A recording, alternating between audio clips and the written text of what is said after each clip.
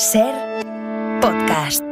Ha muerto esta noche Sebastián Piñera, expresidente de Chile, en un accidente de helicóptero que pilotaba él mismo. Victoria García, última hora.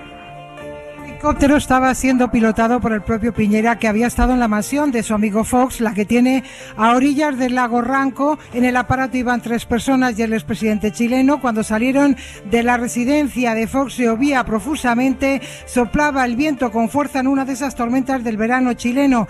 Apenas despegó el aparato, cayó al lago. 3 de sus ocupantes consiguieron desasirse de los cinturones de seguridad, abrir las portillas y salir del helicóptero. 2 llegaron a nado a la orilla y un tercer ocupante fue rescatado por los servicios de emergencia, que llegaron de inmediato. El expresidente parece que no pudo desasirse del cinturón de seguridad. Su cuerpo fue recuperado dentro del aparato, que cuando lo sacaron estaba ya a más de 15 metros de profundidad. La ministra del Interior de Chile daba hace unos minutos la comunicación oficial.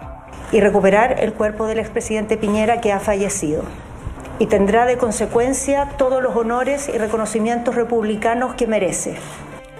Previamente, Aymar, hubo informaciones contradictorias porque no se ratificó el fallecimiento hasta que no se recuperó el cuerpo. Además de este helicóptero, Piñera también tiene un avión Falcon Executive para su uso privado, que también ha llevado los mandos en alguna ocasión. Será enterrado con honores de jefe de Estado y se ha declarado 3 días de luto oficial. Muere Piñera, que presidió Chile hasta hace nada, hasta hace 2 años, hasta que la oleada de protestas sociales torció su presidencia y Chile optó por Boric en las presidenciales del 22. Alejandro Becerra. Piñera pasará a la historia de Chile por ser el primer presidente de derechas elegido en democracia. Fue en el año 2010. Compatriotas, amigas y amigos, el gran desafío de nuestra generación. Con un primer mandato hasta 2014 y después volvió a la presidencia en 2018. Entonces le cogió el testigo a la socialista Michelle Bachelet, un traspaso de poderes clave que escenificaron con una llamada pública. Voy a llamarlo para felicitarlo por su triunfo y desearle una muy buena gestión en su mandato. Presidenta, le agradezco mucho sus palabras.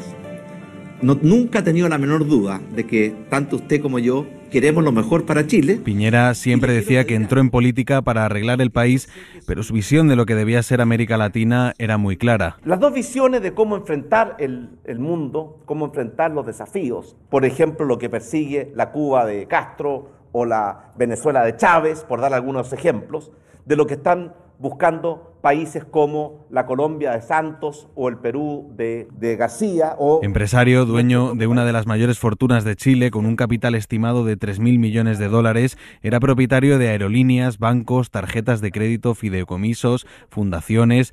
Esto le valió varias acusaciones de tener una fortuna no declarada en paraísos fiscales. Pero lo que más afectó a su popularidad fue el estallido social de 2019.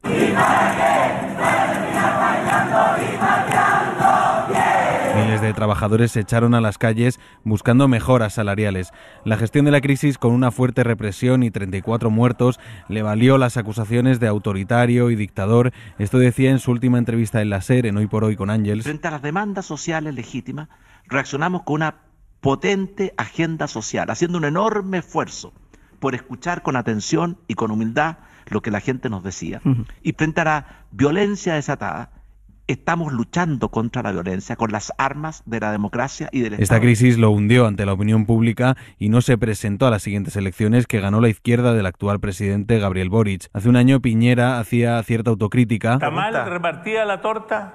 Está no mal. Alcanza, está mal. Yo creo que tenemos que repartir mejor la torta. O sea, ¿usted estaría de acuerdo con todas estas cosas que se proponen, impuestos súper ricos, todas esas cosas para repartir mejor la torta? Yo creo que hay que repartir mejor la torta. Entre sus logros están el famoso rescate de la mina San José,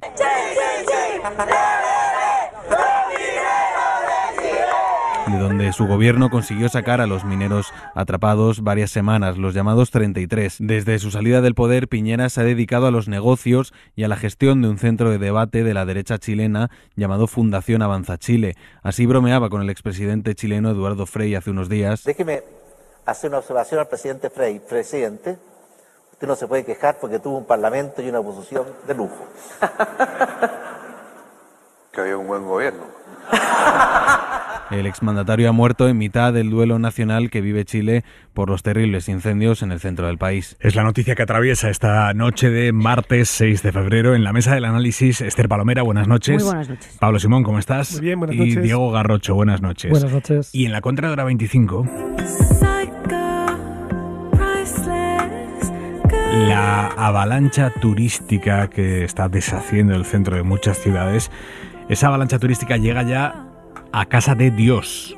Manuel Javois, buenas noches. Buenas noches, Aimar. Un convento de monjas de Sevilla ha sacado a alquiler turístico parte de sus dependencias. Han hecho 4 apartamentitos turísticos que van a empezar a publicitar en Airbnb. Bien, una iniciativa feliz. Creo que irá más en la medida en que Dios no tenga cobertura. O sea, según si esos lugares son realmente lugares de retiro y de paz. No estrictamente de encuentro religioso, pero sí de ese silencio que se presuponen en conventos y en monasterios. Creo que de eso dependerá el éxito. Hace poco 2 colegas míos, escritores, me contaban que se habían ido durante semanas, por separado, a monasterios para poder acabar sus novelas. No eran estancias turísticas. Había que madrugar, hacer algunas cosas, aportar, pero sobre todo estar aislados. Yo creo que estar aislados es una profesión de lujo hoy en día. Un editor hace poquito me contó que en un local para pijos en París te sacan el móvil al llegar, para lo cual tienes que pagar además una buena cantidad de dinero. Imagínate, 1.000 euros para comprar un iPhone y 1.000 para que no te dejen usarlo. Bueno, yo no sé si Dios y sus apartamentos turísticos van a ser la solución, pero tengo claro que su silencio sí. Y esto sí que me parece muy paradójico. A ver si antes no creíamos algunos en él porque no hablaba y ahora empezamos a creer en él precisamente por lo mismo, porque no habla. Un beso, Javois, hasta mañana. Un bico, chao.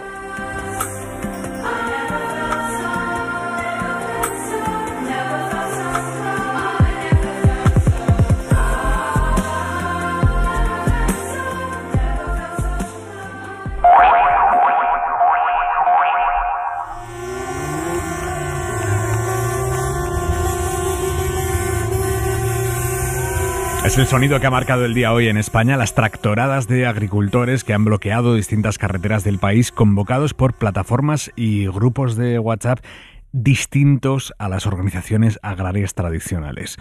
Lo primero ahora mismo es ver cómo siguen las carreteras a esta hora, porque todavía hay cortes importantes en algunas comunidades. DGT, Elena Camacho, buenas noches. Muy buenas noches, Aimar, ¿qué tal? En estos momentos todavía muy pendientes de las movilizaciones agrícolas que todavía cortan en Castilla y León, en la provincia de León, la Nacional 120, en Villadangos del Páramo, en ambas direcciones, en Castilla-La Mancha, en Toledo, la A4 y CM42 en Madridejos, también en ambos sentidos, en Ciudad Real, de entrada por la 43 en Argamansilla de Alba, A4 en Manzanares, en ambas direcciones, en Nacional 430, en Puebla de Don Rodrigo, en Andalucía, en Sevilla y Málaga, la A92, en Roda de Andalucía, en Granada, en la A92N, en Venta Quemada en ambos sentidos, también en Extremadura, en Badajoz, la Nacional 432, en Torre de Miguel Sesmero, y en la región de Murcia, la A30 en Baños y Mendigos, sentido Cartagena, MU30 en el Palmar hacia la A30 y en la CT34 en Barranco hacia Alumbres. Gracias, Elena. DGT, vamos a Castilla-La Mancha, provincia de Toledo. Los tractores han cortado buena parte del día la A4. Y aquí no aparece absolutamente nadie. No hemos visto a la Guardia Civil. Estamos cientos de personas, camiones sobre todo, con una paciencia infinita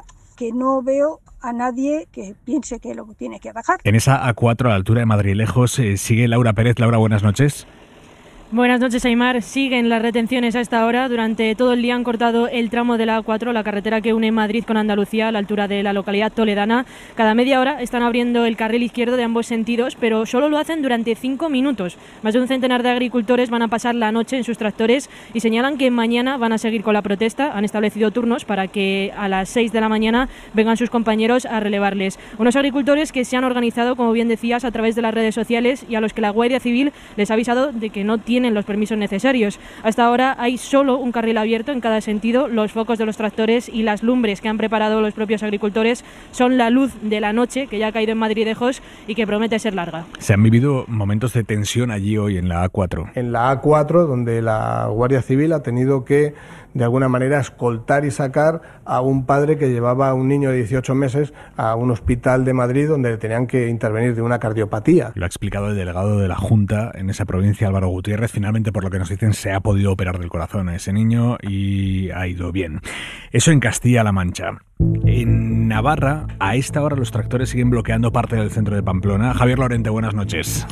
¿Qué tal? Buenas noches. De hecho, ahora ya comienzan a desplazarse, a moverse estos tractores que desde las 6 de esta tarde han colapsado la avenida de Baja Navarra, la principal arteria por la que se circula en el centro de Pamplona. Lo han hecho unos 40 tractores en ambos sentidos durante toda la tarde, pero ahora ya comienzan a retomar la marcha, a disolver esta situación que ha obligado a la Policía Municipal a tener que intervenir para desviar el tráfico. Solo el transporte público ha conseguido pasar por esta zona que supone prácticamente cortar en dos la ciudad. Unas protestas que se han trasladado a la capital navarra después de que durante toda la mañana se realizaran en los accesos a la capital, en los distintos puntos de la ronda de Pamplona y también en puntos como Tudela, Tafalla o Estella. Gracias, Lorente. En Cataluña, en Lleida, más de un centenar de agricultores van a pasar la noche en la A2 después de haberla bloqueado durante todo el día.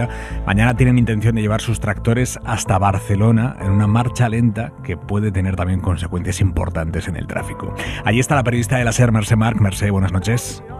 Buenas noches, Aimar. Pues nos encontramos en el calor de una de tantas hogueras que hay en este tramo de 3 kilómetros entre Fondarella y Vilassana de la A2 y nos sumergimos en el caso de Josep Gregori, una razón personal que es a la vez una razón colectiva. Buenas noches. Buenas noches. 57 años, es agricultor básicamente de cereal y forraje, 250 hectáreas, pero con la mala suerte de este año y el anterior que al ser de secano pues se ha quedado sin cosecha.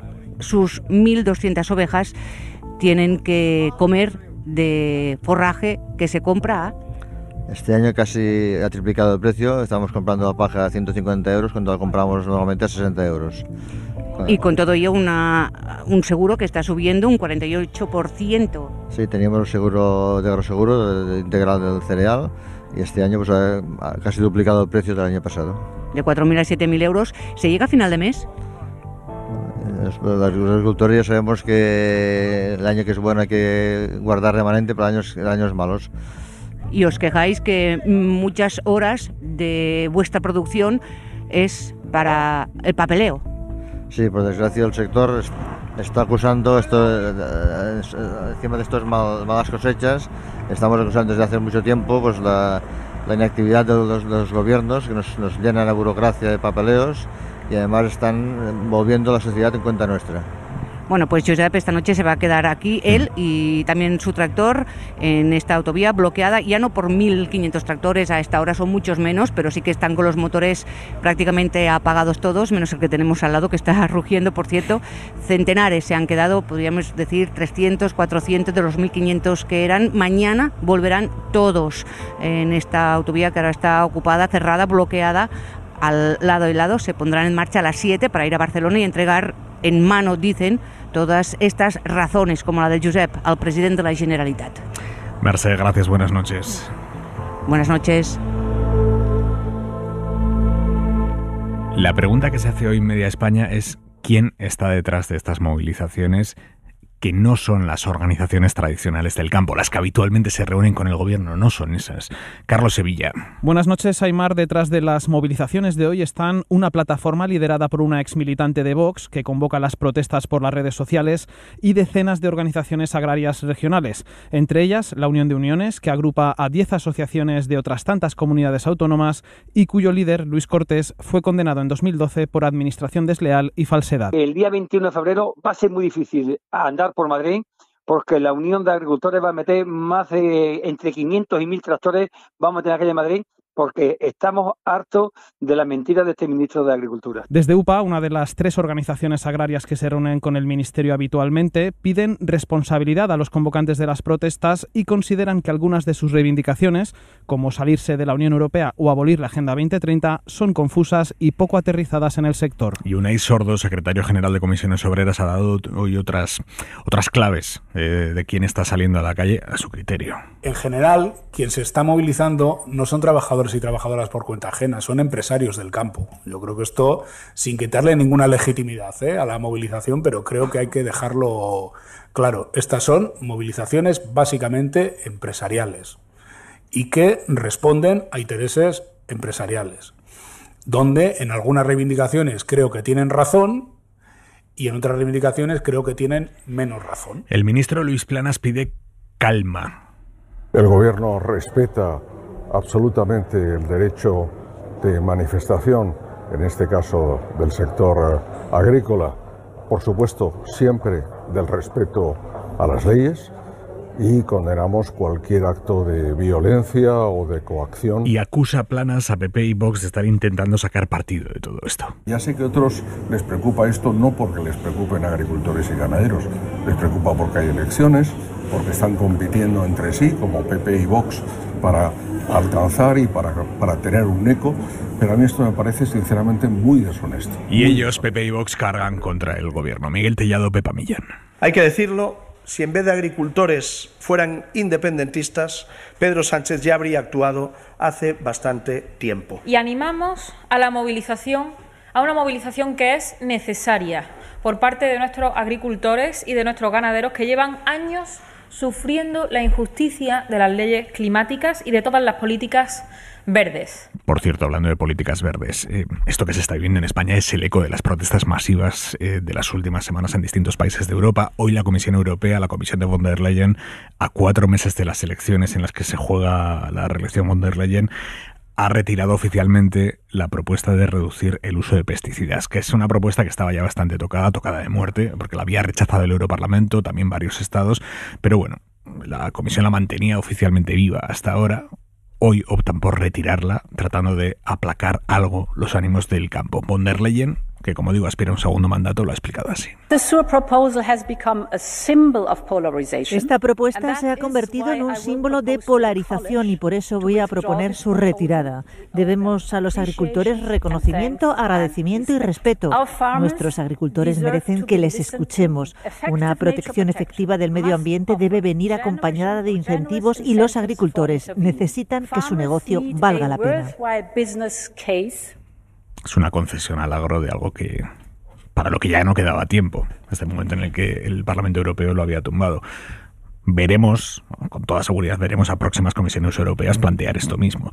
Pablo Simón, tu análisis de una propuesta, una protesta, la que hemos vivido hoy aquí en España, que es verdad que ha superado todas las previsiones. Sí, pues yo, Aimar, lo voy a coger donde tú lo habías dejado, ¿no? En la reflexión a propósito del efecto contagio y cómo tiene que haber causas estructurales compartidas entre todos los países, porque si no, no se entiende que haya protestas en Rumanía, en Portugal, en España, en Alemania, en Bélgica. Es decir, tiene que haber causas comunes, estructurales, subyacentes, que yo creo que básicamente tienen que ver con 4 cosas: el encarecimiento que ha habido en general en los costes de producción y la progresiva retirada de muchas de las subvenciones que estaban amortiguando ese efecto, porque claro, estamos volviendo otra vez a la senda de estabilidad y se están dejando de subvencionar algunas de esas medidas. Los problemas en la cadena de distribución, que es algo que si uno escucha a los agricultores franceses se parece su crítica mucho a la que se hacen aquí desde los agricultores españoles.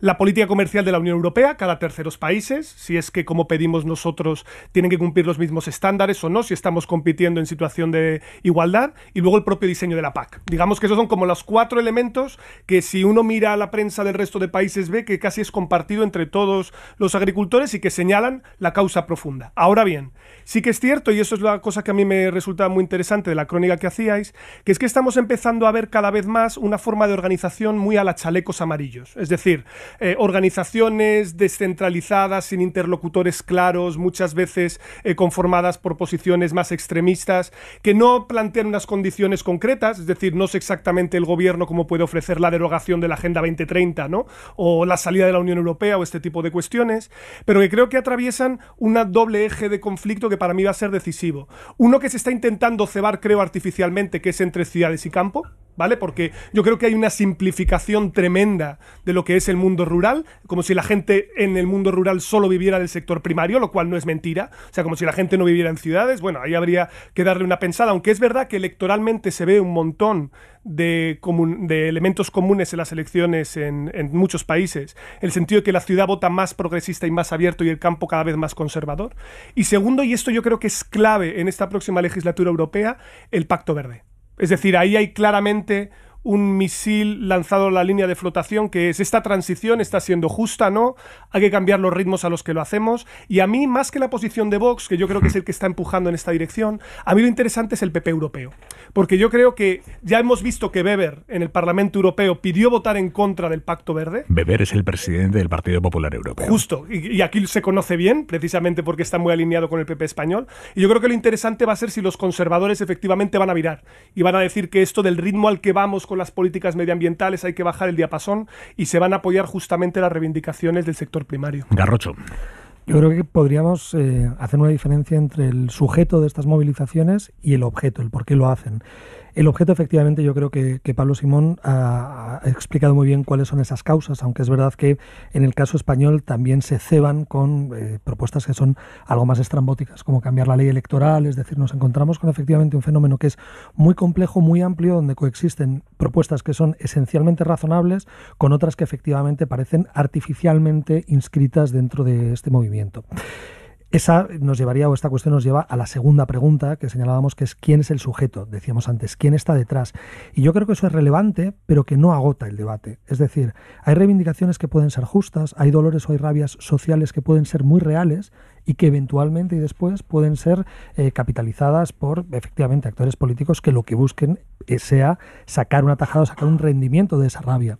Pero creo que seríamos muy torpes si intentáramos deslegitimar de alguna manera ese sentimiento que puede estar fundado en hechos que enraizan, digamos, en biografías muy concretas, en un sector que lo ha pasado muy mal y que en muchas ocasiones ha sido injustamente tratado. Y creo que en ese sentido no deberíamos confundirnos, y que lo que tendríamos que hacer es un análisis, digamos, muy pormenorizado de quién está pidiendo qué se está pidiendo. Y retomando también lo que señalaba Pablo sobre la distinción entre la ciudad y el campo, yo ahí sí siento, porque creo que hay una infrarrepresentación social del ámbito rural. Yo, como persona urbana, por ejemplo, cuando enciendo la televisión o cuando compro libros o cuando cojo periódicos, noto que todo lo que veo se parece demasiado a mí.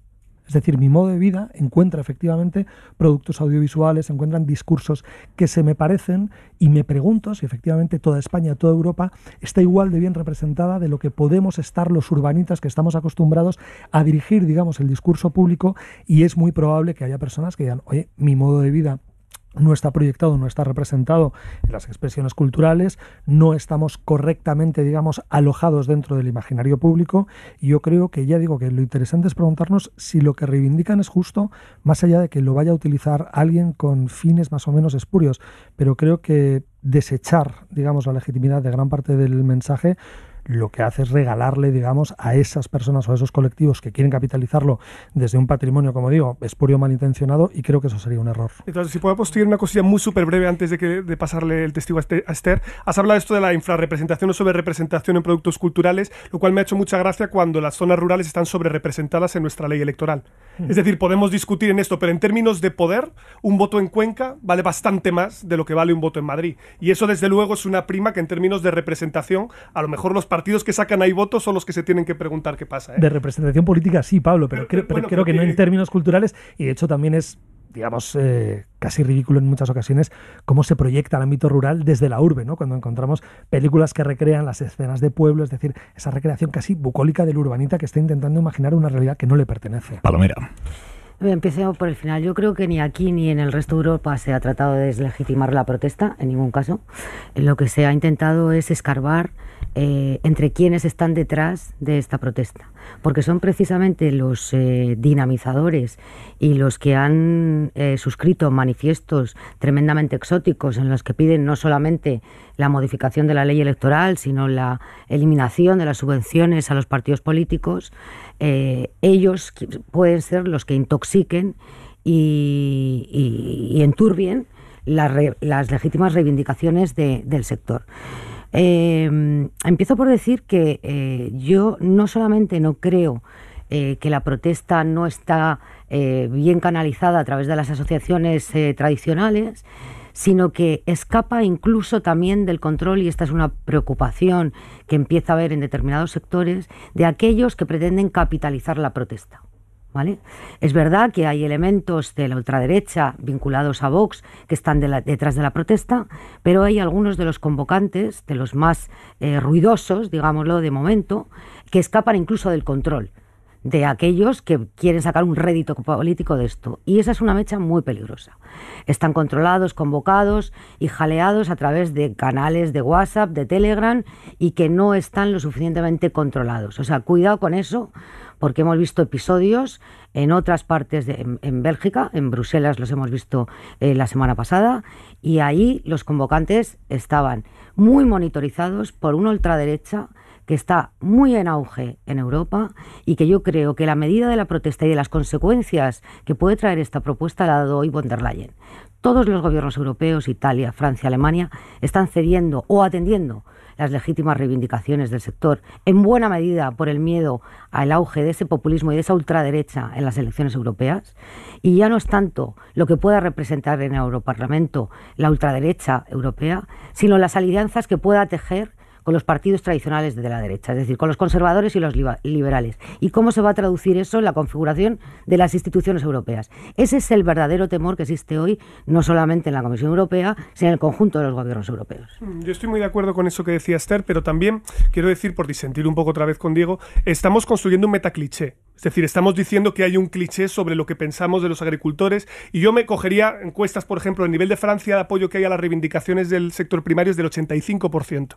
No hay encuestas aquí todavía, pero yo creo que la mayoría de la opinión pública simpatiza con las demandas que vienen del sector primario, y yo creo que hay un indicativo, ¿no?, que es la cautela con la que está intentando gestionarlo el gobierno, incluso las fuerzas de seguridad, cuando claramente muchas de estas convocatorias que se están haciendo no están avisadas, podrían tener una reacción más contundente. Hoy claramente había una directriz de ni medio palo. Eso es, o sea, porque se corten las carreteras de la dimensión de las carreteras que se han cortado hoy en España y que no intervenga un solo guardia civil, es que había una directriz política. Está claro. Y yo creo que estratégicamente tiene sentido por la capacidad que tienen de bloqueo, pero también precisamente porque la opinión pública, yo creo, tiene una orientación relativamente favorable a eso. Y luego podemos hablar de lo que es el campo y la ciudad y lo que cada cual construye en su imaginario, ¿no? Pero yo creo que en general, si le preguntas a la gente, casi todo el mundo está de acuerdo en que los intermediarios tienen un papel fundamental que le detrae recursos a los productores en origen, ¿no?, que es el sector primario. Yo creo que ahí casi hay un consenso universal, diría. Bueno, el jueves va a estar aquí en Hora 25 el fiscal general del Estado, Álvaro García Ortiz, entrevista muy importante en una semana en la que estamos asistiendo a una gresca interna indefinible dentro de la Fiscalía sobre Puigdemont, el terrorismo y la causa de Tsunami. La mayoría de los fiscales del Tribunal Supremo consideran que sí hay indicios de terrorismo en la causa de Tsunami y apoyan también investigar a Puigdemont en el Tribunal Supremo. Por lo tanto, adoptan esa posición a pesar de que supone contradecir a su compañero fiscal de la Audiencia Nacional que ha llevado el caso durante estos años y también a su compañero fiscal del Tribunal Supremo que ha estudiado a fondo la causa y que había elaborado una propuesta de posición que era precisamente decir que no veía terrorismo y que no debía investigarse a Puigdemont en el Supremo. La mayoría de los fiscales apoya, por tanto, que sí hay indicios de terrorismo y que sí se debe investigar a Puigdemont en el Supremo, que es básicamente la tesis del juez García Castellón, el instructor de la causa Tsunami Democratic. De todas formas, esto tiene peso simbólico, indudable, político también, pero peso práctico relativo, porque la decisión final de la posición de la Fiscalía, que luego lo que hagan los jueces es otra cosa, pero la posición final la va a tomar la teniente fiscal del Supremo, Ángeles Sánchez Conde. Pedro Jiménez, buenas noches. ¿Qué tal, Aimar? Buenas noches. Pedro, saben ustedes que es el periodista de la SER que aborda habitualmente las informaciones que nos llegan del Tribunal Supremo y de la Fiscalía. Pedro, vamos por partes. ¿Cómo ha sido esa reunión en la que mayoría de los fiscales del Supremo le ha dicho al fiscal del Supremo que se había estudiado el caso, le ha dicho, tu criterio no nos vale, nosotros sí vemos terrorismo? Casi 4 horas de reunión han tenido esta mañana y ha empezado con la intervención de Álvaro Redondo, que así se llama el fiscal del Supremo que ha firmado el informe, que no ve terrorismo en el caso Tsunami y que tampoco ve indicios contra los aforados Carles Puigdemont y Rubén Wagensberg. 1 hora y cuarto ha estado defendiendo la posición que coincide con la del fiscal del caso en la Audiencia Nacional, Miguel Ángel Carballo, ambos encuadrados en la Asociación Conservadora de Fiscales. Después han intervenido buena parte de los 15 fiscales que componen la Junta del Supremo, que se han alineado con el juez Manuel García Castellón mayoritariamente, entre ellos fiscales especialistas en terrorismo como la que fue fiscal del 11M Olga Sánchez o el que fue fiscal jefe de la Audiencia Nacional Javier Zaragoza. Este turno de intervenciones, Aimar, se ha alargado durante más de 2 horas. Finalmente se ha votado. 12 fiscales frente a 3 aprecian indicios del delito de terrorismo y 11 frente a 4 apuestan por encausar también a Puigdemont y a Wagensberg en esta causa. Dentro de esa junta de fiscales había 2 fiscales jefe. Y como cada uno de ellos opinaba una cosa, finalmente lo que se va a hacer va a ser elevar esta decisión a la teniente fiscal del Supremo, que es el más alto cargo de la Fiscalía dentro del Supremo, que es una señora que se llama Ángeles Sánchez Conde y que va a tomar la decisión. Fue nombrada en su día por la anterior fiscal general Dolores Delgado. Pedro.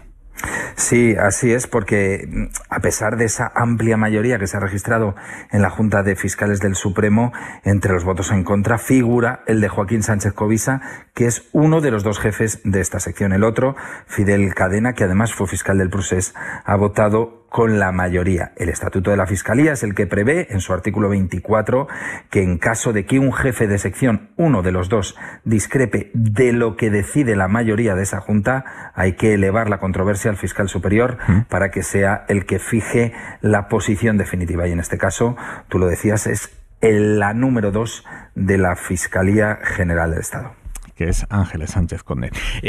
Pedro, gracias. Buenas noches. Buenas noches. Este berenjenal interno en la Fiscalía, con la Junta de Fiscales diciendo hoy que sí hay terrorismo y que sí hay indicios para investigar a Puigdemont, esto le ha venido que ni pintado al PP en su estrategia de oposición absolutamente legítima al gobierno. David Junquera, buenas noches. Buenas noches. El PP no puede ocultar su alegría. Esta es Cuca Gamarra. Creo que sobre todo lo que hay que valorar es la imparcialidad de la Junta de Fiscales, que no se somete a ningún tipo de presión por parte del presidente del gobierno. Y el gobierno dice que vale, que bien. Bueno, yo creo que lo que ha pasado hoy en la Junta de Fiscales es normalidad institucional y normalidad democrática absoluta.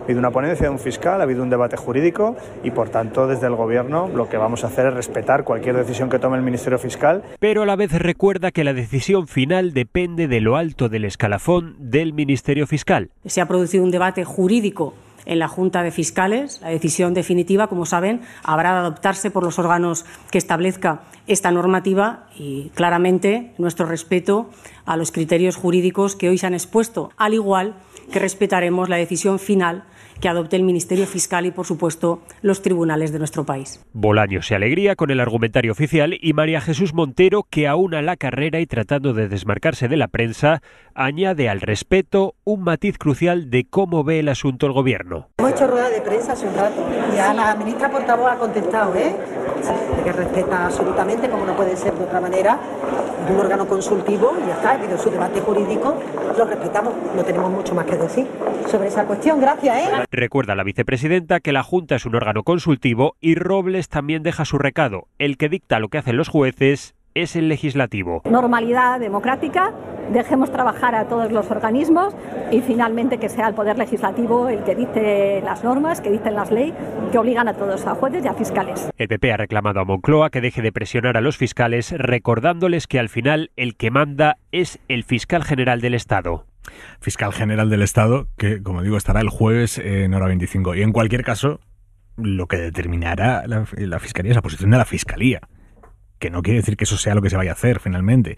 Después el Tribunal Supremo, los jueces, decidirán si acogen la causa, si la elevan desde la Audiencia Nacional o si dicen, no, mire, usted, Audiencia Nacional, sigue investigando usted un poco más y ya vamos viendo, me va contando lo que va, o si al final esa causa se queda en la audiencia y como no hay terrorismo se devuelve a un juzgado de Barcelona.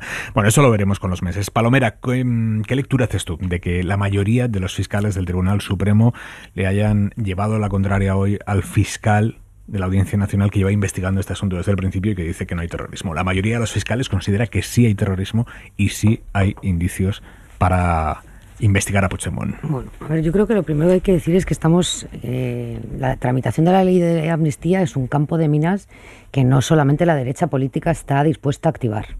Quiero decir, hay una derecha mediática activando todo tipo de minas, hay una derecha judicial y ahora tenemos a los fiscales, a la Junta de Fiscales. Yo quiero recordar el ridículo espantoso que hicieron estos mismos fiscales ante la causa del Procés, cuando intentaron imputar el delito de rebelión a los investigados por el 1 de octubre.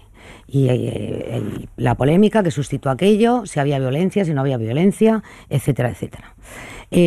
Dicho esto, estamos efectivamente, como han dicho distintos interlocutores políticos, ante un procedimiento farragoso, largo, preceptivo, pero que va a resultar baldío a los efectos de lo que dice el tribunal sentenciador, como va a resultar baldía la estrambótica instrucción que está haciendo García Castellón.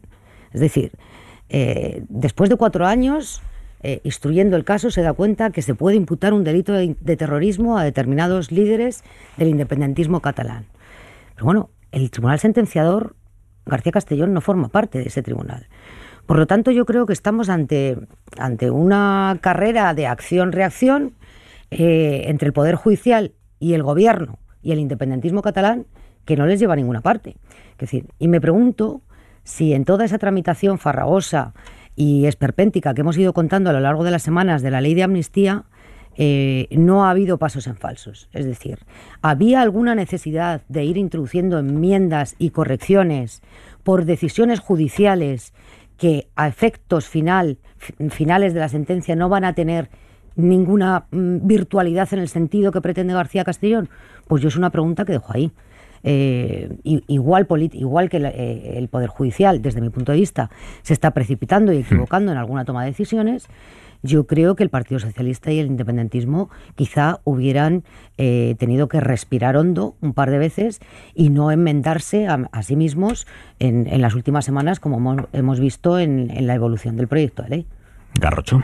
No va a ser tan fácil hacer una ley que sea efectivamente un traje a medida de los socios del Gobierno, y creo que lo que ha ocurrido hoy es muy determinante en muchas direcciones. Desde luego tiene una enorme carga simbólica, pero voy a empezar por un detalle que no se ha referido y que creo que es importante, y además quería comenzar dando la enhorabuena a la compañera del diario El Mundo, Ángela Martialay, porque ella ha sido la que efectivamente ha sido capaz de hacer transparecer el que no existía un informe de Álvaro Redondo, sino que existían 2 informes. Hombre, pues yo creo que... Ya, pero a ver, jamás es que tú siempre me interrumpes. Hay un comunicado de Redondo respondiendo a eso que dices tú, que sí, eran 2 informes. Y Ángela no había 2 informes. También has respondido, pero...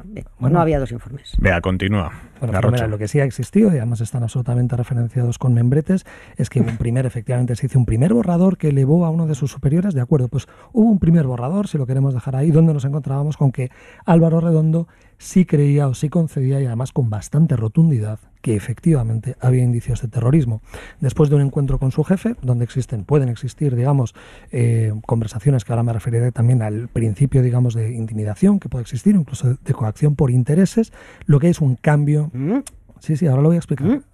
Venga. ¿Puedo terminar? Sí. Dale, Diego. Entonces lo que nos encontramos es que de pronto quien te estaba componiendo un borrador en una dirección habla con su inmediato superior y gira y vira 180 grados ese documento. Lo que nos encontramos a día de hoy es que tenemos a 11 fiscales frente a 4. En esos 11 también hay fiscales que son de izquierdas. Y lo que nos encontramos es que cuando se trataba de acusar a García Castellón de ser un prevaricador y un monstruo de 7 cabezas, de pronto la élite de los fiscales, 11 contra 4, deciden que sí existen indicios de terrorismo. Esto no quiere decir que Puigdemont sea un terrorista. Quiere decir que existen suficientes indicios como para comenzar o como para incoar el inicio de una investigación. Cuando yo antes señalaba que existía efectivamente un principio de intimidación, es muy claro. El jueves el presidente del Gobierno señaló que no había terrorismo o que no habían cometido terrorismo los independentistas. Fue el propio presidente del Gobierno quien en noviembre de 2019 dejó muy claro aquello de quién depende la Fiscalía. Es decir, hay una continuidad orgánica. Lo que nos estamos encontrando es que el presidente está en público dando una orden pública. Eso es el equivalente, yo ahora estoy corrigiendo exámenes de mis alumnos, es como si la rectora de mi universidad dijera, fulanito de Copas se merecería una matrícula de honor. Bueno, evidentemente eso es una orden pública, es un superior orgánico, es alguien que puede tener una capacidad decisoria sobre mis propios intereses y que me está diciendo lo que tengo que hacer. Aún así, lo que nos encontramos, insisto, no es una mayoría cualquiera, son 11 contra 4 que dicen que sí que existen efectivamente indicios para comenzar a investigar.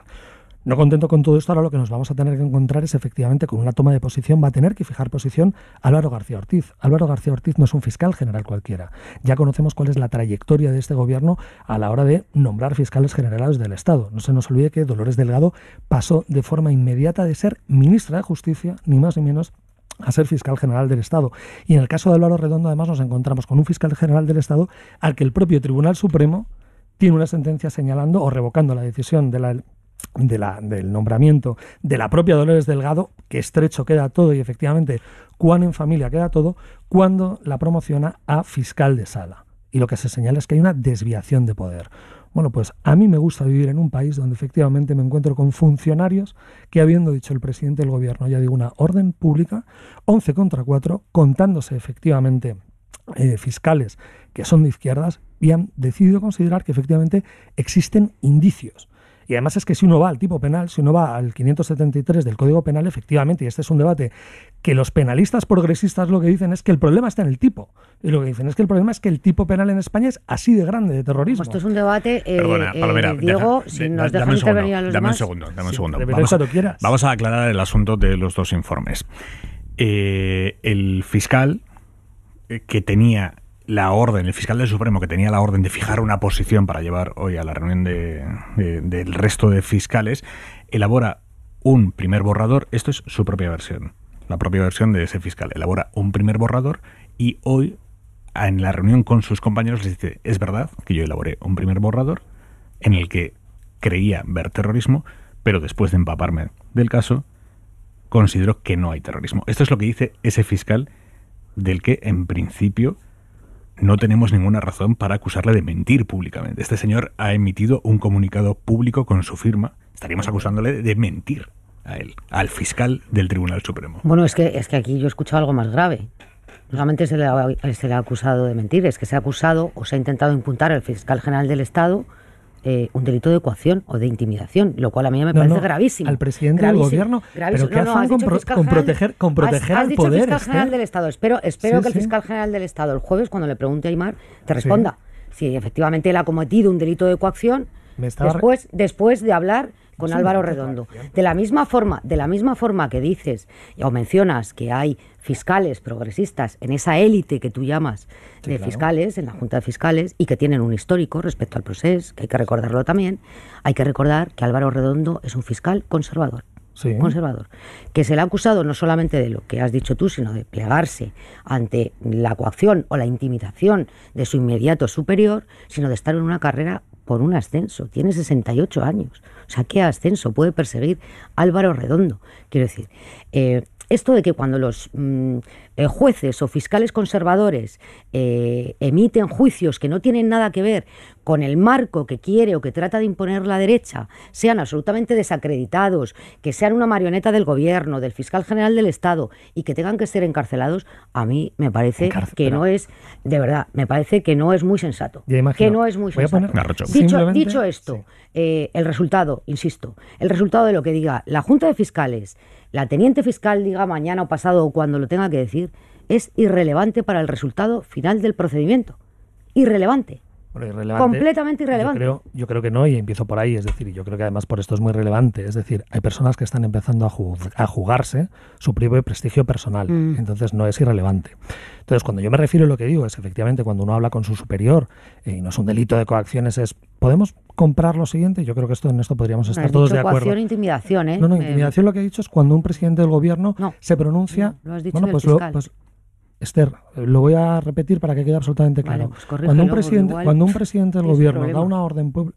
Venga, señores. Vamos, cuando no le imputaría un delito ante un micrófono al fiscal general del Estado. Vamos, horrible. O sea, no le imputaría un delito. Que un periodista esté efectivamente sospechando que cuando nos encontramos con que la Fiscalía General del Estado puede efectivamente tener un interés directo porque sobre la negociación de la amnistía descansa la estabilidad del gobierno, nos llevamos las manos a la cabeza porque hay un cambio de opinión de 180 grados y que efectivamente nos encontramos con que 11 contra 4 consideran que efectivamente puede haber indicios de terrorismo. E insisto, cuando nos encontramos a un presidente del gobierno, lo puedo comprar también porque eso también lo ha hecho Isabel Díaz Ayuso y está igual de mal, con una salvedad, que no depende de la Fiscalía de Isabel Díaz Ayuso. Pero efectivamente lo que creo es que tenemos que empezar a entender que tenemos que exigirle a la clase política el que no hable de cuestiones que se encuentran en sede judicial, porque efectivamente puede entrañar, y lo he explicado con el ejemplo de mi rectora diciendo a fulanito habría que ponerle una matrícula de honor, puede efectivamente ser una coacción velada. Y lo que tenemos es que reivindicar en una estricta higiene democrática que los políticos, sobre las cuestiones que estén sub iudice, guarden silencio, sobre todo aquellos que tienen efectivamente una capacidad, digamos, de influencia por el propio organigrama. Y en efecto, como el propio Pedro Sánchez dijo sonriendo en 2019 de quién depende la Fiscalía, y todos sabemos que existen intereses que son directos del gobierno en que efectivamente esto se pueda tramitar, la amnistía, con una cierta ligereza. Oye, a lo mejor aquí estamos algunos mal pensados que pensamos que estos cambios de opinión, lejos de ser espontáneos, pueden ser inducidos. Pablo Simón. Sí. Hombre, yo creo que aquí hay dos cuestiones políticamente irresolubles y la primera y evidente a mi juicio es que en un proceso, si estuviéramos hablando de un proceso judicial normal y no estuviera existiendo la amnistía, existe un principio de apelación y de corrección en el que por el propio proceso de apelación haría que dicha acusación de terrorismo, si efectivamente no tiene indicios suficientes, termina decayendo, igual que ocurrió con la instrucción del juez Llarena a propósito de rebelión. El proceso se va corrigiendo a sí mismo. ¿Cuál es el primer problema político irresoluble? Que es que la amnistía se va a hacer sobre delitos que ahora mismo están siendo tratados en sede judicial, luego que esos tipos son móviles, y aquí entra un elemento en el cual esto se solapa a su vez con el segundo problema político, que es que los tiempos de tramitación de la ley no son móviles. Es decir, ahora mismo hay un dilema entre la posición de Junts, que quiere hacerla extensiva a todo lo que implica también terrorismo y traición, y del otro lado el gobierno, que considera que eso descarrila el proceso de constitucionalidad de la ley o la justicia europea. Tienen 15 días para ponerse de acuerdo, y en todo ese proceso es materialmente imposible que esté resuelto toda la cuestión que tiene que ver con la imputación de Carles Puigdemont. Por lo tanto, la tensión va a seguir existiendo. Y yo no sé exactamente qué tipo de arreglo van a poder buscar o qué equilibrio van a poder buscar en el que ambas partes puedan quedar satisfechas, si sabemos que el proceso judicial en curso puede implicar que la acusación de terrorismo siga viva, con los costes políticos que eso tiene, porque hablamos del coste político del gobierno, pero yo también me pondría ahora un poco en la cabeza del coste político para Junts, que tiene aprobada una ley de amnistía y que Carles Puigdemont no pueda volver. No pueda volver inmediatamente. Claro. Y lo que eso significa para sus bases electorales y para su militancia y para todo el partido en su conjunto. O sea que al final yo creo que estos dos problemas... ¿Y la alternativa cuál es? ¿No aprobar una ley de amnistía para nadie? No, al final... ¿No crees que puede tener más coste político para Junts el hacer una ley de amnistía a la medida de Carles Puigdemont? Lo que yo estoy diciendo es que ahora afrontan un problema que es la presión que tienen, que es la que estamos viendo. Se está ejerciendo ahora toda la presión sobre Junts desde el gobierno, desde los socios de la investidura, diciendo mejor eso a que no pueda volver, a que no haya ley de amnistía para nadie. Oye, dejamos fuera a Carles Puigdemont. Pero eso implica para ellos restricciones internas importantes. Es que ellos también tienen sus propias facciones, están internamente divididos, y yo también sigo pensando que Junts es un actor que hasta la fecha no ha demostrado ser muy instrumental cuando ha tenido que plantarse en el último minuto, ¿eh? Pero vayamos a los principios, es decir, porque lo estamos llevando todo al ámbito efectivamente de la estrategia, de quién se deja más pelos en la gatera, qué es lo que conviene, qué es lo que no conviene, y no estamos asumiendo cuál es la premisa, que es lo que resulta, a mi juicio, una absoluta aberración democrática, y es que se está legislando con nombres y apellidos, y no simplemente porque se esté estableciendo efectivamente un pacto de concordia, sino porque forma parte de una transacción de privilegios. Es decir, es que la falta de naturalidad a la hora de entender si efectivamente tenemos a una fiscalía que está obrando con neutralidad o no, es que sabemos positivamente que hay intereses gubernamentales en la decisión que se tome, y eso es malo, lo haga quien lo haga. Porque ha existido efectivamente también una injerencia, digamos, del poder político cuando ha estado el Partido Popular, y quien quiera ver que efectivamente existen trazas, digamos, ideológicas en quienes lo que estamos exigiendo es, por favor, construyamos un sistema que efectivamente sea absolutamente independiente, no consintamos que jamás ningún político se atreva a pronunciarse, porque puede tener un principio, entrañar, digamos, un principio coactivo sobre el juzgador, sobre la persona que está instruyendo. Creo que ese mínimo saldarlo y ocuparnos efectivamente de quién va a ganar y quién va a perder. Es decir, pero si es que lo que estamos viendo es una transacción de privilegios, lo que estamos viendo es inmunidad a cambio de apoyo parlamentario y de ver lo difícil que va a ser capaz de roturar efectivamente un traje a la medida de personajes sobre los que efectivamente además van aflorando nuevos datos. Hay investigaciones en curso, por cierto, no todas en España. Y yo creo que ese es el marco que es lamentable. Es decir, es que la premisa es funesta. Encargarnos luego de ver si efectivamente ya, al final, es que la premisa es tan dolosa, es tan democráticamente inaceptable, que lo que nos lleva efectivamente es encontrarnos ante hechos tan graves como los que estamos viendo. Palomera. No, le quería preguntar a Diego, ¿y por qué no calificas la instrucción de García Castellón?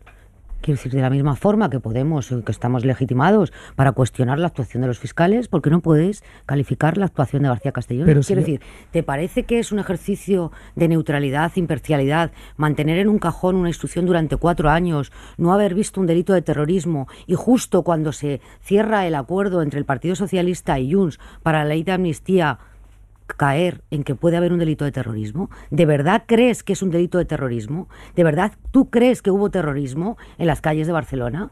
Yo lo que creo, y podemos, ¿Lo crees de verdad? Podemos, bueno, pues pregunta a los diplomados en terrorismo, es decir, a las víctimas del terrorismo, pero si conozco, que algunas ya están hablando, pero si cuando hablo a ver con si eso es terrorismo o no es terrorismo. Cuando hablo con los penalistas españoles, lo que me dicen normalmente es que España lo que tiene es que tiene un problema porque tiene un tipo demasiado amplio. No, pero si te estoy haciendo a ti la pregunta, entonces, quiero decir que de la misma forma... Y él está contestando, Palomera. De la misma forma que calificas la actuación de los fiscales... Pero si yo no he calificado... Si yo yo con los fiscales lo que digo es que voten lo que voten y que decidan lo que tengan que decidir. Y efectivamente, si el juez García Castellón está prevaricando, pues espero que caiga sobre él el peso de la ley. Mira, sobre qué es terrorismo y qué no es terrorismo, hoy hemos asistido a un cruce de reproches muy áspero en el Senado. Estaba Mari Mar Blanco, que es senadora del PP y hermana de Miguel Ángel Blanco, en el uso de la palabra, y se ha enzarzado con el ministro Grande Marlaska, que también fue perseguido por ETA en su día.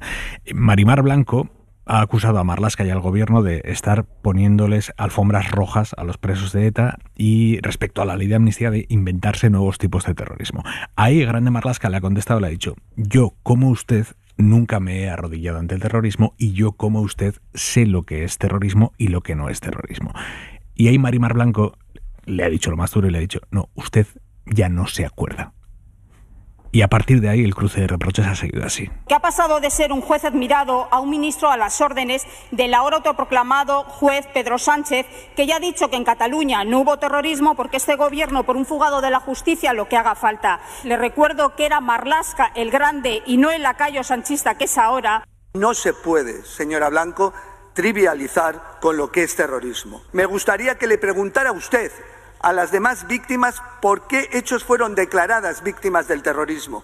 Y usted misma entonces sabrá qué es terrorismo y qué no es terrorismo. Estoy seguro, no obstante, como le he dicho, que lo sabe muy bien. No minimicen el concepto terrorismo tras la historia de este país. ¿O es que ustedes les van a decir a las víctimas del terrorismo de este país que todo es terrorismo? Yo, desde luego, no voy a ser esa persona porque sé perfectamente, como lo sabemos todos, lo que es y lo que no es terrorismo. Pablo Simón genera una desazón tremenda. Tremenda, y esto además llega un día después de la intervención de Consuelo Ordóñez en la Asamblea de la Comunidad de Madrid, diciendo que por favor paremos ya de instrumentalizar el dolor de las víctimas. Y yo creo que esto debería ser un consenso moral básico, mantener continuamente viva la llama de ETA y del terrorismo, y sin no tener un mínimo respeto y una reparación, yo creo, de la dignidad de todas esas personas que sufrieron, independientemente de su color político, porque ha habido asesinatos a izquierda y a derecha. Yo creo que eso es que básicamente tenemos los umbrales morales destrozados. A ver, yo creo que es que hay dos debates y que en parte esto es lo que, digamos, embarra. Una cuestión es el concepto de terrorismo, que efectivamente es lo que todos pensamos cuando pensamos en el gran terrorismo y pensamos en ETA, y yo creo que ese es el concepto de terrorismo. Pero si hablamos del juicio técnico acerca de qué efectivamente se entiende que es terrorismo, insisto, es que el artículo 573 del Código Penal señala cosas como se considerará delito de terrorismo, y entre las cosas que señala son comisión de cualquier delito grave contra la integridad moral, y señala también el patrimonio, los recursos naturales. Entonces, lo que constituye una norma jurídica siempre es un supuesto de hecho y una respuesta jurídica. Y lo que en el tipo penal figura como el supuesto de hecho que se entiende por terrorismo en España, ya digo, no el concepto, sino el tecnicismo de lo que acoge el tipo penal, es que es posible que sea muy largo, pero delitos contra el patrimonio, yo puedo entender que alguien diga, hombre, eso no debería ser terrorismo. Bueno, que se cambie. Pero que es que a día de hoy, con esta descripción, es muy razonable que alguien entienda, insisto, que es que se puede asumir que el tipo es que está fatal hecho, que está mal hecha la norma, pero si asumimos que efectivamente los delitos contra el patrimonio pueden ser terrorismo, siempre y cuando están orientados al subvertir el orden constitucional, como figura en el texto, perdonad, a mí no me aberra. Y ya sé que eso no es el terrorismo de ETA, claro que no. Palomera. Yo lo que creo es que hay un interés desmedido por desactivar o por hacer descarrilar la ley de amnistía, que entiendo que puede suscitar dudas jurídicas, constitucionales, políticas, incluso morales para algunas personas. Pero estoy absolutamente convencida de que la oposición a esa ley de amnistía, como no hay una mayoría parlamentaria que pueda hacerla descarrilar está en este momento en el Poder Judicial. Está en el Poder Judicial y en todas aquellas actuaciones, desde mi punto de vista, controvertidas, de determinados jueces alineados con la derecha mediática, con la derecha política y jaleados día tras día por la derecha mediática. También estoy convencida de que si el Partido Popular no tuviera a su derecha a Vox y no necesitara a Vox para gobernar, hubiera llegado a un acuerdo con Junts, como ayer mismo en el Faro de Vigo reconocía el presidente del Partido Popular. Socios, el Partido Popular tener como socio a Junts es nuestra obligación. Dentro de la Constitución. Dentro de la Constitución. Pero es que ¿acaso está diciendo que el gobierno está actuando fuera de la Constitución? ¿Es él quien dice cuando se actúa dentro o fuera de la Constitución? Será cuando llegue al Tribunal Constitucional, cuando se dirima si la ley es constitucional o no. Pero estoy convencida de que el Partido Popular, si no tuviera la circunstancia de Vox y llegara a un acuerdo con Junts, haría exactamente lo mismo. Lo que pasa es que no lo llamaría amnistía. No lo llevaría al Parlamento. Haría que determinadas instancias judiciales rebajaran sus actuaciones y además sería aplaudido por la derecha mediática. Hemos escuchado hoy al gobierno y no os voy a dejar que os enzarcéis en quién es la derecha mediática y quién no. O sea, vamos a avanzar esto. Hoy hemos escuchado al gobierno y al PSOE defendiendo su, parece, propuesta a Junts para que la ley de amnistía se apruebe tal y como está, pero que al mismo tiempo se reforme la ley de enjuiciamiento criminal para recortar o limitar al menos los plazos de instrucción de las causas judiciales y que no haya jueces que puedan estar dilatando una y otra vez el cierre de las causas y por tanto llevar un asunto a juicio. Claro, recortar los plazos de instrucción, esto que parece proponer ahora el PSOE, esto ya lo hizo el PP en 2015, al PSOE le pareció fatal. Al llegar al gobierno el PSOE en 2020 lo revirtió y ahora parece ofrecerle una pista de aterrizaje a Junts, los socialistas proponen volver a lo anterior, a lo que hizo el PP y ellos cambiaron. Y hoy lo han defendido como han podido. Guillermo Lerma, buenas noches. Buenas noches, Aimar. El gobierno reconoce que la idea que lanzó al aire ayer el presidente es solo eso, una propuesta que aún hay que desarrollar. Todos somos conscientes que en ocasiones las instrucciones se alargan.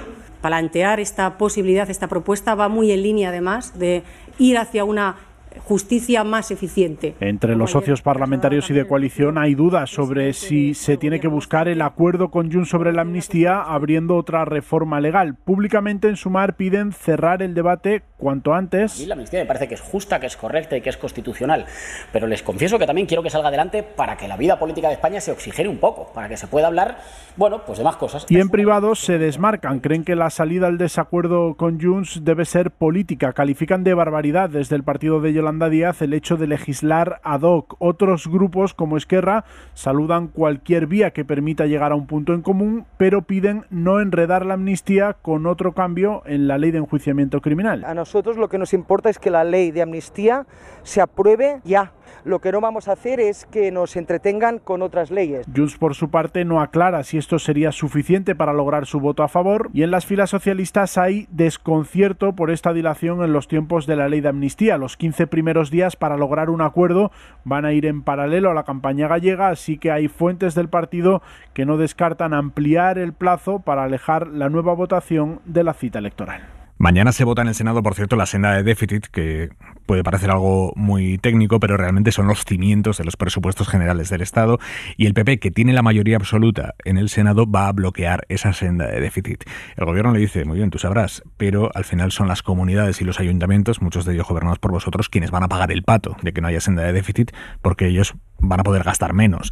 Jordi Fábrega. Buenas noches. Salvo giro de última hora, el Senado rechazará los objetivos de déficit planteados por el Gobierno. Las comunidades gobernadas por el Partido Popular ya los rechazaron en el Consejo de Política Fiscal y Financiera y los senadores populares han anunciado que harán lo mismo en la Cámara Alta. Esto abre un escenario nuevo en el que el Gobierno asegura que, rechazando los objetivos de déficit, seguirán vigentes los comunicados a la Unión Europea. Objetivos que son más restrictivos para los gobiernos autonómicos y para los ayuntamientos, dice la ministra María Jesús Montero. Nosotros ya sabemos que mañana van a votar que no, volveremos a llevar la senda sabiendo que van a votar que no, y cuando eso ocurra, entrarán en vigor los objetivos de estabilidad que se aprobaron con la Comisión en el mes de abril y serán más perjudiciales para las comunidades autónomas y los ayuntamientos, porque así lo ha querido el Partido Popular. La propuesta del Gobierno es permitir a las autonomías un déficit este año del 0,1% y a los ayuntamientos les pide equilibrio presupuestario. El PP reclama que se dé más margen de déficit tanto a autonomías como a ayuntamientos y una bajada de impuestos, entre otras reivindicaciones. La ropa para mañana, Jordi Carbó, buenas noches. Buenas noches, pues después de casi 3 semanas volvemos a recomendar ropa para la lluvia, de momento solo en Galicia. Bueno, también mañana por la tarde algunos chubascos al norte de Castilla y León, pero solo en Galicia, especialmente en las Rías Baixas, la lluvia va a hacer recomendable esta ropa impermeable. En la mayor parte del país veremos un aumento de nubes, sobre todo en la mitad oeste y el centro, nubes y niebla, es decir, mucha precaución de nuevo en carretera. Y estas nubes no serán demasiado activas, más sol en el Mediterráneo, con temperaturas en general parecidas a las de hoy. Y mirando un poco más allá, se va confirmando ese cambio que va a traer lluvia, sobre todo entre el viernes y el sábado, a la mayor parte de la península y Baleares. Lamentablemente, donde menos va a llover, en el Mediterráneo. La buena noticia puede ser que la lluvia va a caer con intensidad y persistencia en gran parte del Valle del Guadalquivir. Hasta mañana, Carbón. Adiós. Curita de humildad a la afición chiriurdin que iba a Mallorca pensando que eso estaba hecho y se vuelve a casa teniendo que jugárselo todo en el Reale Arena en la vuelta. Sí, señor. Hola, Aimar Bretos. Va a ser la vuelta dentro de 3 semanas, porque la semana que viene hay Champions, la siguiente hay Champions y la siguiente la vuelta de la Copa del Rey. La verdad que ha sido un partido, la primera parte, bastante mejor el Mallorca, pero en la segunda os habéis volcado en tromba, habéis echado ahí todo en el asador, pero no, ha habido 2 o 3 ocasiones, sobre todo una de Sadik, que solo delante de la portería la ha hecho por encima del larguero. 0-0 el partido de ida, la vuelta, como dices en la noeta, y mañana la ida del Atlético de Madrid al Athletic Club de Bilbao. Y por cierto, hoy se ha hecho oficial lo que te venía contando estos días de Ricky Rubio, que ya firma por el FC Barcelona. Ahora decidirá el jugador cuándo se viste de corto para debutar, pero de aquí a final de temporada Ricky Rubio vuelve al básquet. Te escuchamos ahí media mano. Adiós, Bretos. Y la noticia de la noche, por cierto, damos la bienvenida a los oyentes de Carrusel Deportivo que han estado escuchando este fantástico Mallorca Real Sociedad. Y la noticia de la noche es muy triste y nos llega desde Chile, la muerte del expresidente Sebastián Piñera, que se ha estrellado con el helicóptero que pilotaba. Iban 4 personas, los otros 3 se han salvado, están heridos pero se han salvado y él no, él ha muerto. Estamos hablando del presidente de Chile hasta hace 2 años. Sebastián Piñera gobernó el país hasta 2022. Victoria García, buenas noches. Hola Aimar, buenas noches. La muerte de Piñera, como dices, ha conmocionado a todo el país. El presidente Boric acaba de anunciar hace unos minutos que el expresidente Sebastián Piñera se ha despedido con los honores de funeral de Estado y decretado 3 días de duelo nacional para honrar la memoria de quien fuera electo presidente de Chile en 2 oportunidades. Reconocía la labor de Piñera en sus 2 mandatos al frente del país.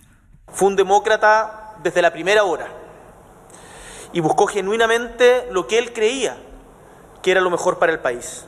Piñera falleció a primera hora de la tarde hora española cuando el helicóptero que pilotaba cayó al lago Ranco. De una de las mansiones que bordean el lago venía Piñera acompañado de 3 personas más. Habían estado en casa de su amigo José Cox, quien también es su socio en más de una docena de empresas. Despegó el aparato cuando comenzaba a llover profusamente, el viento también era fuerte. Apenas despegó se estrelló contra el agua. 3 de sus ocupantes consiguieron abandonarlo, 2 de ellos a nado llegaron a la orilla, una tercera persona fue rescatada por los carabineros. El expresidente no se pudo deshacer de su cinturón de seguridad y fue arrastrado por la aeronave al fondo del lago, de donde fue recuperado su cuerpo por los equipos de rescate. Hay una investigación en marcha, la zona está acordonada por las autoridades. Las muestras de cariño y respeto para este empresario metido a hombre de Estado que ha fallecido hoy llegan a Aimar desde mandatarios de todo el mundo, de todo el espectro político. Vicky, gracias. Buenas noches. Buenas noches. Y hay una noticia internacional muy llamativa esta noche en Estados Unidos. La justicia estadounidense ha declarado culpable por homicidio involuntario a la madre de un adolescente que mató a 4 compañeros de colegio en 2021 en Michigan. Los tiroteó. El arma que usó para esa matanza se la regaló el padre, que será juzgado el mes que viene. Pero ella, la madre, llevó al crío a un campo de tiro para probarla, para que aprendiera a disparar, y ahora la condenan por homicidio involuntario. Es un fallo sin precedentes en ese país en cuanto a la responsabilidad de los padres sobre los actos de los hijos. Corresponsal en Washington, Sara Canals, buenas noches. Buenas noches, Aimar. Sí, se trata sin duda de un veredicto histórico. Nunca antes en Estados Unidos se había condenado a un padre por un tiroteo en un colegio y por no haber hecho lo suficiente para evitar que su hijo perpetrara una matanza. We find the defendant guilty of involuntary manslaughter. Es la lectura del veredicto, el momento que hoy todas las televisiones del país están retransmitiendo. Le podrían caer hasta 15 años de prisión y la sentencia se va a conocer en abril. También hemos escuchado al padre de uno de los 4 fallecidos. I feel it's necessary and I'm happy with the verdict. Que hoy habla de un veredicto necesario para las familias de las víctimas, y es que han sido 2 los indicios que han convencido a este jurado popular de culpabilizar a esta madre. Por un lado, este viaje al campo de tiro, y por el otro, el hecho de que el matrimonio ignorase mensajes y llamadas del colegio para advertirles que su hijo había buscado en su móvil cómo conseguir munición. El tirador, por cierto, tenía 15 años cuando asesinó a sus compañeros y cumple cadena perpetua desde hace 2 meses, desde diciembre. Sara, gracias. Un abrazo. Hora 25. Aimar Bretos. En el juicio a Dani Alves, juicio por violación, hoy hemos visto cómo su todavía mujer y sus amigos intentan sostener la tesis de que el jugador iba borracho aquella noche, que es algo que a Alves, en caso de condena, le permitiría pedir el atenuante por embriaguez. Martí Rodríguez, buenas noches. ¿Qué tal? Buenas noches, Aimar. Martí es el periodista de la SER que está cubriendo este juicio a Alves. Hoy el testimonio más esperado era el de Joana Sanz, mujer del jugador, que ha mantenido esa línea, ¿no? Que Alves iba muy borracho. Sí, hoy una jornada mucho más corta que la de ayer. Hoy ha durado solo 3 horas, desde las 3 hasta las 6. Han pasado 22 testigos y, como decía, seguramente el más destacado, el de la mujer de Alves, que ha afirmado que cuando Alves llegó a casa sobre las 4 de la madrugada lo hizo muy borracho, ha dicho textualmente, con un fuerte olor a alcohol, y que se chocó con varios muebles antes de desplomarse sobre la cama. Como decías, es una estrategia de la defensa para buscar un atenuante en caso de condena, una estrategia que expertos consultados no dejan de encontrar un pelín sorprendente, porque parece que es trasladar al tribunal una especie de marco mental de derrota, ¿no? Como asumiendo ya esa condena y buscando que por lo menos esa condena sea lo menor posible. Y el amigo de Alves que le acompañaba esa noche ha mantenido lo mismo. Sí, también ha declarado Bruno César, el amigo que estaba con Alves, que le acompañó todo aquel viernes, desde que se fueron a comer al mediodía a un restaurante hasta que terminaron en el reservado de Sutton. Este amigo también ha insistido en esta versión de que había bebido mucho. De hecho, ha enumerado que bebió 1,5 botellas de vino, un gin tonic y una copa de whisky japonés en el local de copas al que fueron antes de ir a Sutton, y luego esa media botella de champán Moet en el propio reservado. Un testimonio que efectivamente ha sido favorable a Alves, o por lo menos ha intentado buscar unas respuestas, unas palabras lo más llevaderas para Alves, diciendo que el rato que estuvieron la víctima y Alves antes de entrar a la suite privada, pues que Alves estuvo muy respetuoso, cosa que contradice la versión de la víctima, que dice que en aquel rato ya estuvo magreándola e intentando tocarla de forma sexual, y que luego al salir ha dicho Bruno que la chica estaba normal y que vino a despedirse con toda normalidad, cuando lo que muestran las cámaras y lo que dijeron las amigas es que ella salió ya de aquella habitación muy tocada, muy triste, y que enseguida se derrumbó y empezó a contar lo que había sucedido. Martí, porque precisamente los Mossos d'Esquadra han confirmado que las imágenes de las cámaras corroboran completamente la versión de la víctima. Sí, exacto. Por precisar, lo que han dicho que corroboran es la versión de la víctima en cuanto a lo que ocurrió fuera de esa suite privada, que es donde ocurrieron los hechos. O sea, es que dentro no hay cámaras, ¿no? Claro, exacto, eso no se puede saber. Pero lo que ocurrió fuera, también hay como 2 versiones. La de la chica, que como decíamos, cuenta que ya hubo un magreo previo, que luego al salir ella estuvo muy tocada, contra la versión de Alves, que es mucho más alegre, ¿no? Para entendernos. Yeah. Y eso no es un detalle menor, porque al final, si estuviéramos hablando de un delito convencional, como podría ser un robo, pues ahí para que te condenen hace falta una prueba importante, ¿no? Una huella, una foto. Pero en los casos de violaciones, como se asume que en general las violaciones se producen en contextos de ocultación, el Tribunal Supremo tiene dicho que para condenar basta la declaración de la víctima, siempre y cuando se den algunos requisitos. Por ejemplo, que no haya una animadversión previa, o por ejemplo, que la credibilidad de la víctima se sustente también en elementos secundarios del relato. En este caso, el hecho de que las cintas de vídeo de las cámaras de seguridad refrenden la versión de la víctima en cuanto a lo que ocurrió fuera, le da al tribunal, o le transmite al tribunal, credibilidad de la víctima, porque asume que lo que está contando lo está viendo de su memoria, no inventando un relato. Han compartido también trabajadores de la discoteca, los propios Mossos, y todos coinciden en que la víctima, a pesar de que estaba destrozada, no paraba de repetir que no quería denunciar porque no le iban a creer, porque el agresor era famoso. Sí, de hecho, uno de los Mossos d'Esquadra, uno de los que le atendió en la propia discoteca, porque cuando el personal de la discoteca percibió un poco lo que había pasado y la chica empezó a contar que había sufrido una agresión sexual, se activó un protocolo que lo primero que hace es llamar a los Mossos. El agente que la atendió el primero de todos ha contado que ella estaba tan destrozada que de hecho iba repitiendo que se sentía culpable de lo que había pasado, que tuvo que ser el propio agente el que le aclarara que ella no era culpable de nada, ¿no? Y también la gente que recibió la denuncia, que se produjo 3 días después de que la convencieran para hacerlo sus amigas, la gente que recibió esa denuncia ha dicho que incluso ya en comisaría 3 días después ella seguía teniendo dudas porque volvía a decir que quién la iba a creer siendo el acusado una persona tan famosa y con tanto poder como Alves. Martí, mañana última jornada del juicio y declara Dani Alves. Sí, mañana en principio última sesión, otra sesión que empieza a las 3 de la tarde como hoy. Primero habrá las periciales, sobre todo importante mostrar al tribunal el examen médico que se hizo a la víctima también aquella misma noche. Dentro de este protocolo también se la llevó al hospital clínico para hacer una primera exploración muy importante de cara a mañana. Y después de estas periciales ya declarará Alves.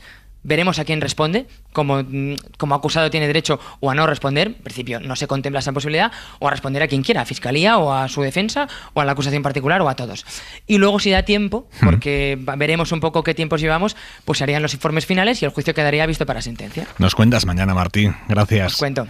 A vosotros. Y hoy la policía ha detenido a Ángel Hernández, que es secretario general del Grupo Socialista en las Cortes de Castilla y León, por aporrear y gritar a la puerta de su pareja en Soria. En mitad de la noche, los vecinos llamaron a la policía por esos golpes y por esos gritos. Los agentes fueron hasta allí, lo detuvieron y hoy el PSOE lo ha suspendido de militancia. Isabel Villar. Sí, suspensión de militancia y además el PSOE le pide que dimita de todos sus cargos. Ángel Hernández ha quedado en libertad esta tarde tras pasar la noche en los calabozos. Lo investigan por delitos de amenazas, acoso, coacciones y maltrato a su pareja y por resistirse anoche durante la detención.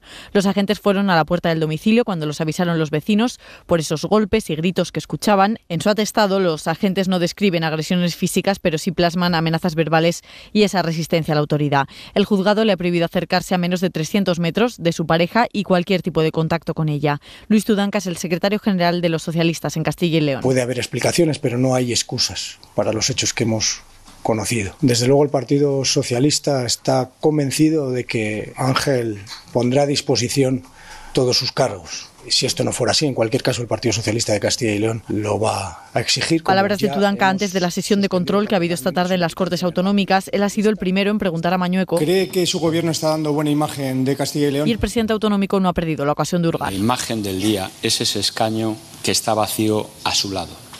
Y quiero decir, señor Tudanca, que el gobierno de Castilla y León está con las mujeres. Condeno todo tipo de violencia machista. Palabras de Mañueco, que gobierna Castilla y León en coalición con Vox, y por ahí le ha respondido Tudanca recordando la hemeroteca sobre violencia machista del vicepresidente García Gallardo. A su lado sigue sentado el que llamó desalmadas a las mujeres víctimas de violencia de género, porque usted lo mantiene.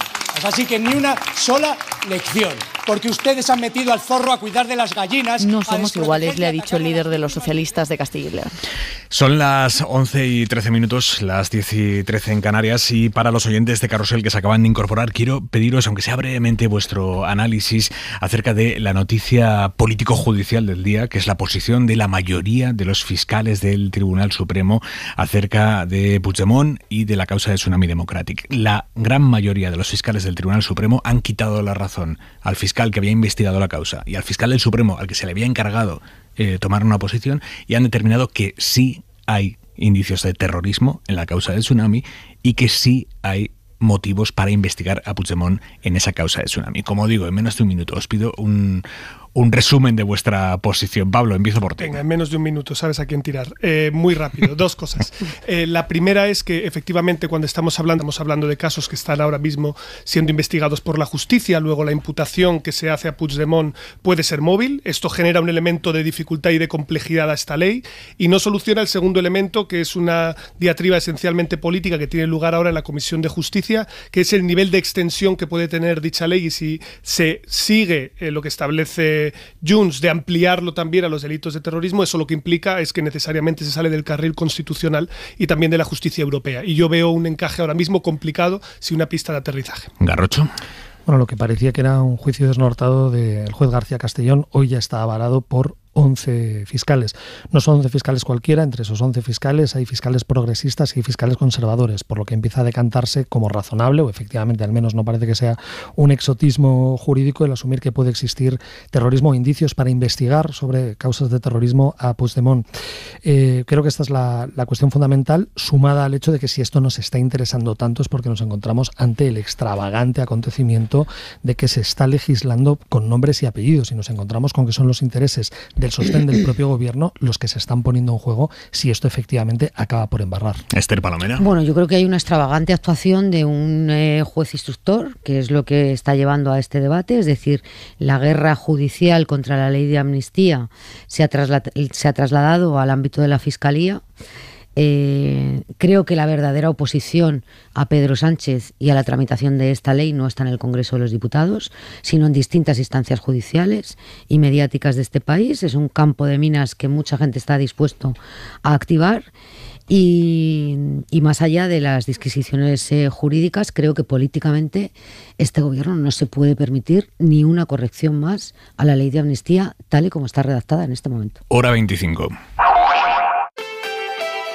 Hora 25, con Aimar Bretos. Hoy se cumple un año de los terremotos en Turquía y Siria que mataron a más de 60.000 personas. Aquella noche, aquí en Hora 25 narramos este momento del rescate. Los equipos de rescate españoles acaban de liberar de debajo del hormigón a una chica. Hace nada, la están poniendo a salvo ahora mismo. Enviado especial de la cadena SER, Pablo Morán, buenas noches. Hola Aimar, muy buenas noches. Sí, estamos viviendo un momento de enorme emoción en esta localidad de Adiyaman, al sur de Turquía, una de las más afectadas por el terremoto.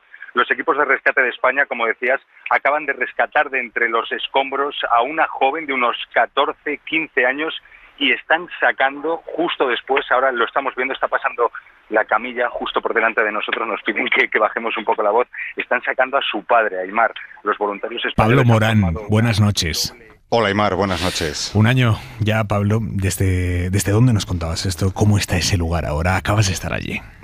Eso era y es Adiyaman, que es una de las ciudades más afectadas por el terremoto, como contábamos. Contábamos en directo el rescate del equipo de emergencias de la Organización Intervención, Ayuda y Emergencias, que fue uno de los primeros equipos españoles, Aimar, que se movilizó y se plantó en el epicentro del terremoto solo 24 horas después.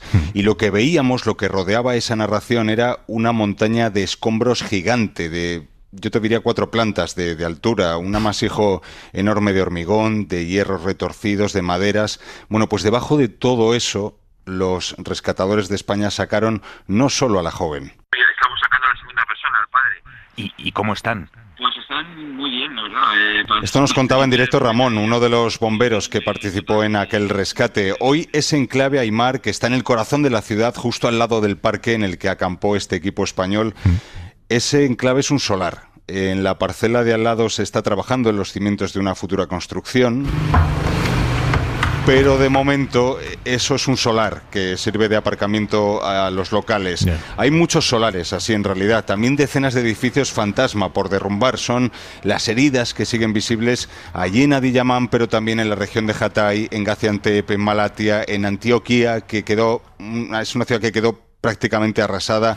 Por todas esas regiones hemos estado los últimos días. ¿Y qué sensación te trae? ¿Se nota esa respuesta rápida que prometió Erdogan justo antes de las elecciones? Han conseguido levantar urbanizaciones enteras a las afueras de las ciudades. Hemos visto pisos terminados, pisos piloto, pero nadie viviendo dentro todavía, porque estaba prevista las primeras entregas en la víspera de este aniversario. Sayın Cumhurbaşkanımız inşallah halkımıza açıklayacak. The prices of these flats will be announced by our president. Y lo habéis entendido bien, esta traductora nos contaba que Erdogan va a fijar el precio de esas viviendas, porque las familias... El presidente. Exacto. Las familias van a tener que pagar un porcentaje sobre un precio que va a fijar Erdogan. Tendrán que pagar por esos pisos. Y el problema es que hay muchas familias, Aimar, que se han quedado sin ingresos. Mujeres como Sultani y su familia. Ella tiene 67 años. Perdió a 6 familiares y se ha quedado además al cargo de su nieto.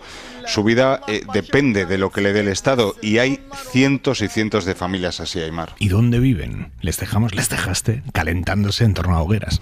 Bueno, ahora viven en barracones. Es verdad que les dejamos los primeros días calentándose en torno a hogueras, pero ahora viven en barracones, en contenedores facilitados por el Estado. Hay miles y miles también en las ciudades. Las autoridades nos presentaron alguna familia que vive en ellos. Poyraz ismi, Poyraz. Böyle konteynerde işte çocuklarımızla, torunum benim kalıyoruz böyle. We are living very happy in container with our children and wife. Decía esta mujer con sus hijos frente a las cámaras de la prensa internacional que ellos son felices. Y lo decía frente a esta voz masculina que escuchabais, que era una de las autoridades que nos acompañaron. Yeah. Lo cierto es que con los afectados con los que hablamos, Aimar, hay muchísima incertidumbre sobre cuándo podrán tener una casa nueva.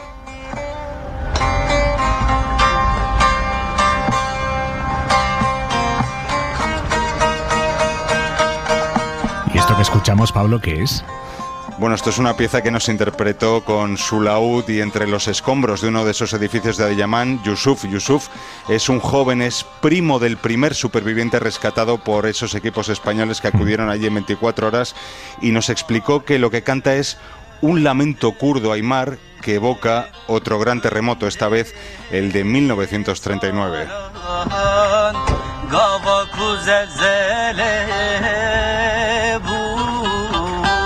Pablo Morán, jefe de la información internacional de la cadena SER. Pablo, gracias, buenas noches. A ti, buenas noches, Aimar.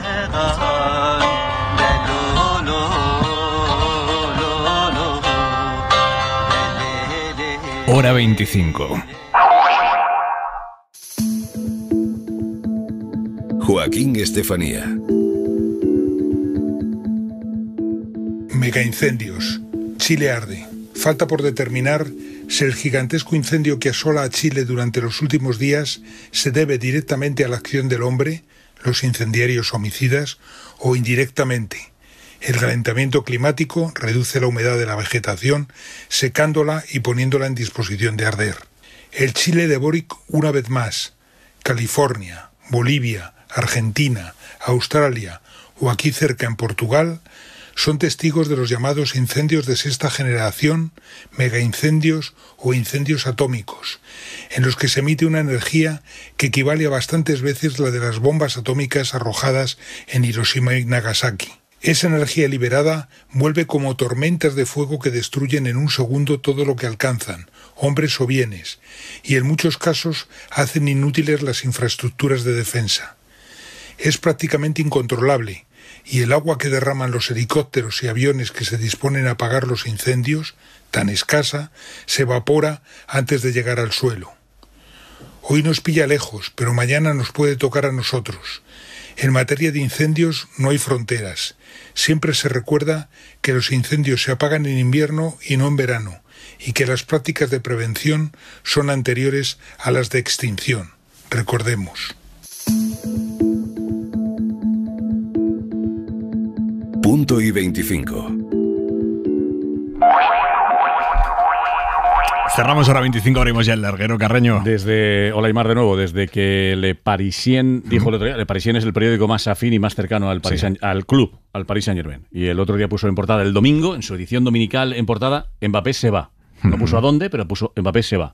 Mañana es la primera vez que juega Mbappé en París, en casa. Y hoy ha habido rueda de prensa de Luis Enrique, su entrenador en el Paris Saint-Germain. ¿Sabes cuántas preguntas ha habido sobre Mbappé a Luis Enrique? ¿Cuántas? 0. Y he dicho, joder, pues se ve que tenían temas más importantes o que nosotros medimos mal la realidad, pero ni una sola pregunta a Luis Enrique. Luego estaremos con un Rubia en París, que tenemos información de Kylian Mbappé. Y analizamos esta noche el empate a 0. Eso te comentaba antes, ese 0-0 entre Mallorca y Real Sociedad y la previa del gran partido de mañana, Atlético de Madrid, Atlético de Bilbao, que va a ser un partidazo en el Metropolitano. Venga, Manu, vámonos. Por cierto, Manu, ¿cuándo vas a venir a la cena de los idiotes? Pues cuando me invites. Esta mesa que montamos los viernes. Sí, alguna he oído. Este viernes había un buen debate. ¿Cuál era uno de ellos que me quedé con? O ser millonario o pesar no sé cuántos. Sí, kilos, este lo propuso Patricia Fernández Delis. ¿Cogerías 30 millones a cambio de llevar para siempre un traje de gordo y que tú mismo te vieras Mi gorda? respuesta estaba clara. Sí, ¿no? No. No sé por qué sospechaba. No, porque nada. Los 30 millones ya los tengo. Ya sabía, claro.